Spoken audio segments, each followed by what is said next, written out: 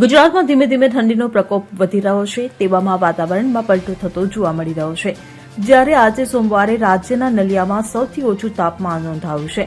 આ દરમિયાન હવામાન વિભાગે આગામી 28 ડિસેમ્બર સુધીની આગાહી કરી છે, જેમાં હવામાન વિભાગ દ્વારા આગામી 26-27 ડિસેમ્બરે ગાજવીજ સાથે વરસાદની આગાહી કરી છે, જેમાં કચ્છ, બનાસકાંઠા, સાબરકાંઠા, અરવલ્લી, મહીસાગર, દાહોદ, પંચમહાલ, છોટાઉદેપુર, નર્મદા, તાપી, ડાંગ, નવસારી, વલસાડ જિલ્લાના છૂટાછવાયા સ્થળોએ ગાજવીજ સાથે હળવા વરસાદની આગાહી કરી છે. જ્યારે 28 ડિસેમ્બરના રોજ કચ્છ, તાપી, ડાંગ, વલસાડ અને નવસારી એમ 5 જિલ્લાના છૂટાછવાયા સ્થળોએ ગાજવીજ સાથે હળવા વરસાદની આગાહી હવામાન વિભાગે કરી છે. હવામાન વિભાગની આગાહી મુજબ રાજ્યના છેલ્લા કેટલાક દિવસથી વાતાવરણ પલટાયું છે. રાજ્યમાં ઠંડીનો ચમકારો વધી રહ્યો છે, ત્યારે વહેલી સવારે ધુમ્મસના દ્રશ્યો જોવા મળે છે.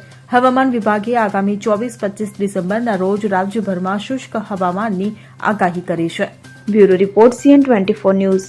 હવે જુઓ દેશ દુનિયાની તમામ ખબરો તમારી આંગળીના ટેરવે.